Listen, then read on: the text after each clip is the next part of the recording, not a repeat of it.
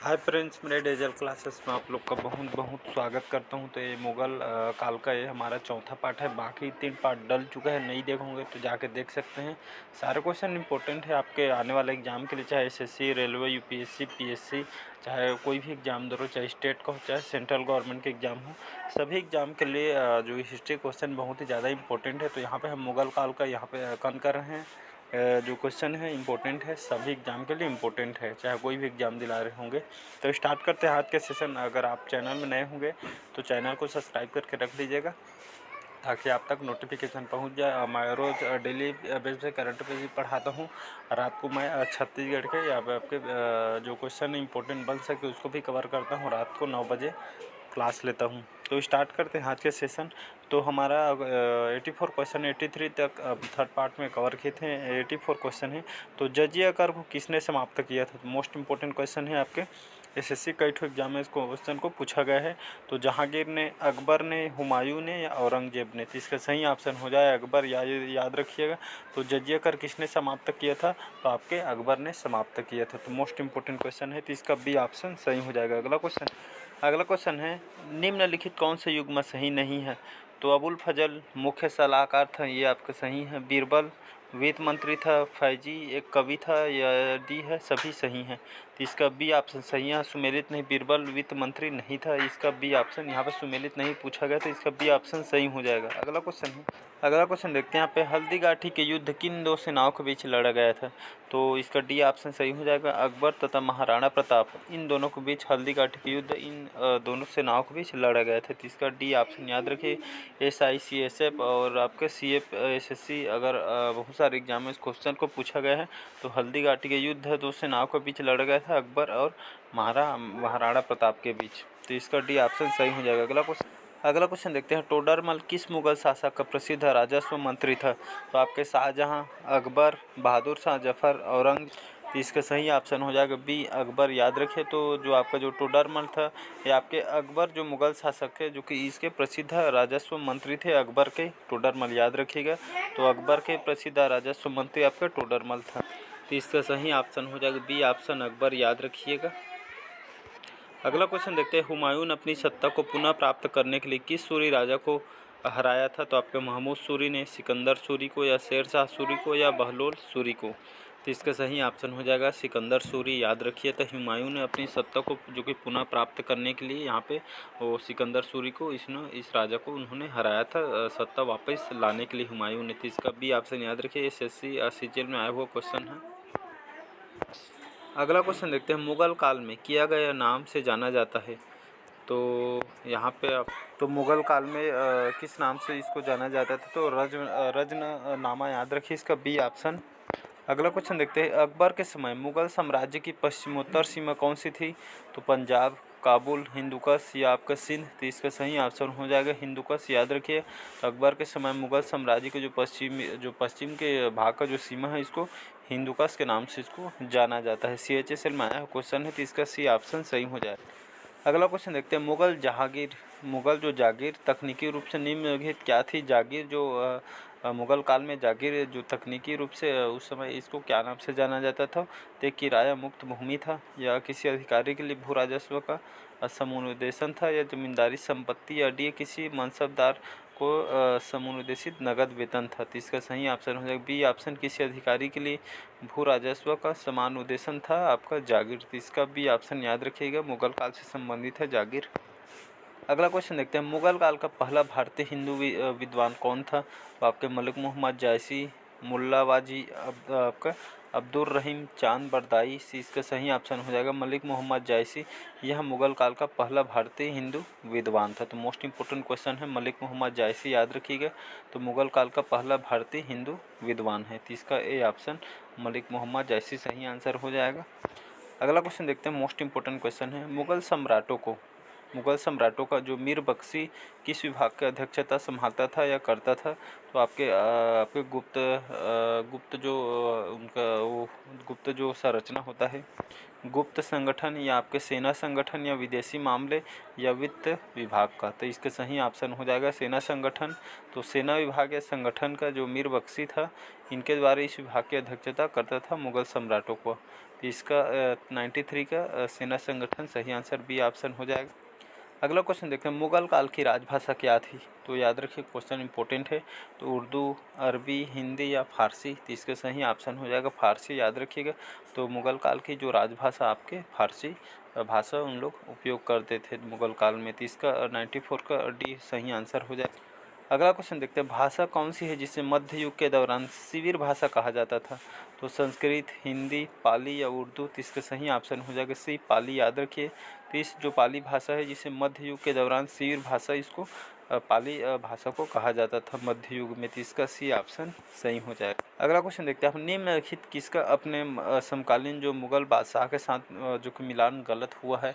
तो आपका राणा सांगा, बाबर, सुझार सिंह, शाहजहां, पृथ्वीराज चौहान, अकबर या जसवंत सिंह औरंगजेब? तो इसका सही ऑप्शन हो जाएगा पृथ्वीराज चौहान, अकबर। यह मिलान गलत है, मुगल बादशाह से संबंधित नहीं है, समकालीन पूछा गया है। तो अगला क्वेश्चन देखते हैं, अकबर के शासनकाल में विद्वानों के एक समूह ने महाभारत का संस्कृत से फारसी भाषा में अनुवाद किया था। इस फारसी संस्करण को क्या कहते हैं? तो आके याद रखिए नाम को, इसको इकबाल जो नामा था, इकबाल नामा इसको, यह फारसी संस्करण था जो आपके अकबर के शासनकाल में विद्वानों के एक समूह ने यहाँ पे महाभारत का संस्कृत में फारसी भाषा में अनुवाद किए गए थे। इस फारसी संस्करण को यहाँ पे इकबाल नामा इसको कहा जाता है। तो इसका बी ऑप्शन सही हो जाएगा। अगला क्वेश्चन देखते हैं, अकबर के शासनकाल में राजा टोडरमल कौन था? तो यहाँ आपके वित्तीय सलाहकार था टोडरमल, याद रखिए, जो अकबर के शासन में रहता था। तो वित्तीय सलाहकार था आपका टोडरमल। तो इसका बी ऑप्शन सही हो जाएगा। अगला क्वेश्चन देखते हैं, बिहार एसएससी में आया हुआ क्वेश्चन है, किसने दाऊद को पटना और हाजीपुर से खदेड़कर बाहर किया था राज्य से? तो हुमायूं, जहांगीर, बाबर या अकबर? तो इसका सही ऑप्शन हो जाएगा अकबर, याद रखिए। तो अकबर राजा ने अकबर द्वारा दाऊद और पटना और हाजीपुर से खदेड़कर बाहर किए थे इन दाऊद को। तो इसका डी ऑप्शन सही हो जाएगा, अकबर द्वारा इसको, इन दोनों को, क्योंकि राज्य से बाहर किया गया था। अगला question most important question, Akbar के राज दरबार में कितने रत्न थे? तो 7, 100, 9 या डी है इनमें से कोई नहीं? तो इसका सही ऑप्शन हो जाएगा सी ऑप्शन 9, याद रखिए। तो अकबर के राज दरबार में कितने रत्न थे? तो लगभग 9 रत्न उसके राज दरबार में उपस्थित थे अकबर के। तो इसका सी ऑप्शन याद रखिए। अगला क्वेश्चन देखते हैं, बादशाह अकबर द्वारा 16वीं शताब्दी के उत्तरार्ध में प्रारंभ किए धार्मिक आंदोलन का नाम बताइए। तो दीन इलाही, याद रखिए। तो जो दीन इलाही है यह आपके प्रमुख आंदोलन का नाम है, जो बादशाह जो अकबर थे इनके द्वारा 16वीं शताब्दी के उत्तरार्ध में प्रारंभ किए धार्मिक आंदोलन, आपकी इस धार्मिक आंदोलन का नाम था दीन इलाही, जो कि यह धार्मिक आंदोलन है। तो इसका ए ऑप्शन सही हो जाएगा। अगला क्वेश्चन देखते हैं यहाँ पे, मांडू की रानी रूपमती का संबंध किससे था? तो अलाउद्दीन खिलजी, महाबत खान, बाज बहादुर या जहांगीर से संबंधित था? तो इसका सही ऑप्शन हो जाएगा बाज बहादुर, याद रखिए। तो मांडू की रानी जो रूपमती का संबंध किससे संबंधित था? तो आपके बाज बहादुर से संबंधित था रानी रूपमती, जो कि मांडू की रानी थी। तो इसका सी ऑप्शन बाज बहादुर, याद रखिए। अगला क्वेश्चन देखते हैं, अकबर के शासनकाल में केंद्रीय मशीनरी द्वारा मान्यता प्राप्त मिलिट्री विभाग का प्रधान कौन होता था? तो दीवान, बख्शी या मीर बख्शी या मीर समन? तो इसका सही ऑप्शन हो जाएगा मीर बख्शी। तो अकबर के शासनकाल में जो केंद्रीय मशीनरी द्वारा जो मान्यता प्राप्त मिलिट्री विभाग का प्रधान या मुख्य जो होता था देख रेख करने वाला, वो मीर बख्शी था, जो आपके मिलिट्री विभाग का प्रधान होता था। तो इसका सी ऑप्शन मीर बख्शी, याद रखिएगा। अगला क्वेश्चन देखते हैं, अकबर द्वारा जीते गए प्रदेशों में उड़ीसा का शासक किसे बनाया गया था? तो मोस्ट इंपोर्टेंट क्वेश्चन याद रखिएगा, आपका रेलवे क्वेश्चन पूछा गया है। तो निसार खान नाम को याद रखिएगा। निसार खान को अकबर द्वारा जीते गए प्रदेशों में जो उड़ीसा का क्षेत्र था, तो ये उड़ीसा का जो शासक आपके निसार खान को बनाया गया था। तो इसका ऑप्शन निसार का सही आंसर हो जाएगा। अगला क्वेश्चन देखते हैं, अकबर किसके संरक्षण में बड़ा हुआ था या लालन पालन हुआ था? तो हेमू, अबुल फजल, बैरम खान या फैजी? तो इसका सही ऑप्शन हो जाएगा बैरम खान। तो अकबर किसके संरक्षण में बड़ा हुआ था या किसकी देखरेख में बड़ा हुआ था? तो बैरम खान, याद रखिएगा। तो बैरम खान के संरक्षण में अकबर जो कि इनका संरक्षण में जो कि इनका देखरेख हुआ था। तो इसका डी ऑप्शन सही हो जाएगा बैरम खान। अगला क्वेश्चन रेलवे में क्वेश्चन पूछा गया है, मुगल काल से निम्नलिखित किस बंदरगाह को काबुल का मक्का या मक्का द्वार कहा जाता है? तो सूरत को कहा जाता है, याद रखिए, मक्का का द्वार इस बंदरगाह को। तो सूरत सही आंसर हो जाएगा। अगला क्वेश्चन, ये भी रेलवे में क्वेश्चन पूछा गया है। फैज अहमद फैज का संबंध निम्नलिखित किस क्षेत्र से संबंधित था? तो गायन से, अभिनय से, या वादन से, या साहित्य के क्षेत्र से संबंधित था? तो इसका डी ऑप्शन सही हो जाएगा, साहित्य संबंधित क्षेत्र से फैज के संबंध आपसे साहित्य के क्षेत्र से संबंधित है। फैज अहमद याद रखिएगा। अगला क्वेश्चन है आपके रेलवे में क्वेश्चन पूछा गया है, जहांगीरी महल स्थित है देहाली में, आगरा के किला में, फतेहपुर सीकरी में, या सिकंदरा में? तो इसका सी ऑप्शन सही हो जाएगा, फतेहपुर सीकरी। तो जहांगीरी महल कहाँ स्थित है? तो आपके फतेहपुर सीकरी में स्थित है। आपका जहांगीरी महल याद रखिएगा, फतेहपुर सीकरी में स्थित है। अगला क्वेश्चन देखते हैं, भारत में मनसबदारी प्रथा की शुरुआत क्यों की गई थी? तो सेना के वेतन के लिए, सैन्य अधिकारी को वेतन के लिए, अधिकारियों के वेतन के लिए, डी है इनमें से कोई नहीं? तो रेलवे में क्वेश्चन पूछा गया, मोस्ट इंपोर्टेंट क्वेश्चन है। तो भारत में जो मनसबदारी प्रथा, तो ये आपके जो इसको शुरुआत किया गया था सेनाओं के लिए। तो ये जो भारत में जो मनसबदारी प्रथा है, इसको शुरुआत इस उद्देश्य से किया गया था कि सेना के जो वेतन के लिए यहाँ पे इसके उद्देश्य से शुरुआत किया गया था। मनसबदारी प्रथा किससे संबंधित है पूछा जाएगा, तो सेना के वेतन की बढ़ोतरी के लिए इससे संबंधित है। तो सेनाओं के वेतन के लिए यहाँ पे इसको मनसबदारी प्रथा को भारत में लागू किया गया था। तो इसका ए ऑप्शन सही हो जाएगा। अगला question, most important question, Ramcharit जो मानस के रचयिता तुलसीदास किस शासक के समकालीन किए थे? तो बाबर, शाहजहां, अकबर, औरंगजेब? तो इसका सही ऑप्शन हो जाएगा अकबर। याद रखिए, यहाँ से 2 क्वेश्चन बन सकते हैं। रामचरित मानस के रचयिता कौन है पूछा जाएगा, तो तुलसीदास आंसर लीजिएगा। रामचरित मानस के रचयिता जो तुलसीदास थे, वो किस शासक के समकालीन थे?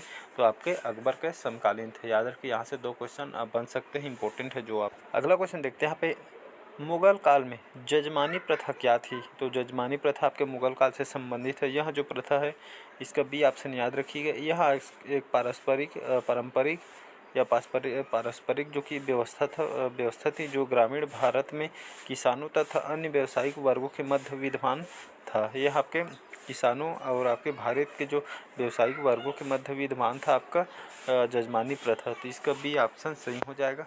अगला क्वेश्चन देखते हैं, निम्नलिखित भवनों में कौन सा जो फतेहपुर सीकरी में स्थित नहीं है? तो बुलंद दरवाज़ा आपके फतेहपुर सीकरी में स्थित है।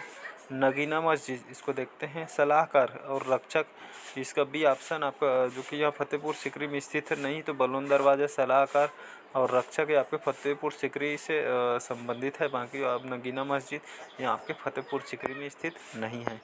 अगला क्वेश्चन देखते हैं यहाँ पे, कोतवाल क्या था? तो मुंशी होता था, तहसीलदार, या जामा मस्जिद, या पंचमहल? तो कोतवाल को आपके किससे संबंधित है, या कोतवाल कौन था? तो आपका पंचमहल था। तो इसका डी ऑप्शन याद रखें, कोतवाल आपका पंचमहल से संबंधित है। अगला क्वेश्चन देखते हैं यहाँ पे, किसके शासनकाल में राजकीय धर्म इस्लाम समाप्त किया गया था? तो अकबर याद रखिएगा। तो अकबर के शासनकाल में इसके राजकीय जो धर्म था इस्लाम, इनके द्वारा इसको समाप्त किया था। इस्लाम धर्म को अकबर के द्वारा इसको समाप्त किया था, जो कि एक राजकीय धर्म था। तो इसका बी ऑप्शन, अकबर के द्वारा इसको समाप्त किया गया है, याद रखिए। अगला क्वेश्चन देखते हैं, अकबर के दरबार में आने से पहले मियाँ तानसेन किनकी सेवा में कार्यरत थे? तो याद रखिएगा, राजा रामचंद्र। तो इसका बी ऑप्शन याद रखिए, राजा रामचंद्र। इसके शासनकाल में पहले जो आपके तानसेन इनके शासनकाल में कार्य करते थे। इसके बाद अकबर के दरबार में जो कि इसके बाद आपके राजा रामचंद्र के बाद अकबर के शासनकाल में मियाँ तानसेन इनकी सेवा में कार्यरत थे। तो पहले आपका राजा रामचंद्र के काल में कार्य किए, फिर इसके बाद अकबर के दरबार में तानसेन इनको सेवा में जुट गए। तो इसका राजा रामचंद्र सही आंसर हो जाएगा। अगला question most important question, Akbar के शासनकाल में अनुदित महाभारत के फारसी में अनुवाद का नाम है? तो याद रखिए नाम को, रज्मनामा। इस क्वेश्चन का डी आंसर सही हो जाएगा। तो अकबर के शासनकाल में जो महाभारत के फारसी में अनुवाद जो किया गया था, जिसका नाम था आपका रज्मनामा। तो इसका डी ऑप्शन सही हो जाएगा, जो कि महाभारत में जो कि फारसी में अनुवाद करके इसको रज्मनामा दिया गया था। यह महाभारत का फारसी अनुवाद है, जिसका नाम दिया गया था रज्मनामा। याद रखिएगा, रज्मनामा यह अकबर के शासनकाल में इसको अनुवाद किया गया था। तो इसका डी ऑप्शन सही हो जाएगा। तो आज का क्वेश्चन कैसे लगा कमेंट करके ज़रूर बताइएगा। वीडियो लंबा हो जाएगी, इसलिए नेक्स्ट पार्ट में कवर करेंगे। क्वेश्चन यहाँ पे इंपॉर्टेंट है, जो आपके बहुत सारे एग्जाम में यहाँ से क्वेश्चन पूछे गए हैं। जो क्वेश्चन इंपॉर्टेंट वही यहाँ पे करा रहा हूँ, जो आपके आने वाले एग्जाम में पूछे जा सकते हैं। तो चलिए आज के लिए अच्छा लगे चैनल को लाइक, सब्सक्राइब, कमेंट कीजिए। Thank you.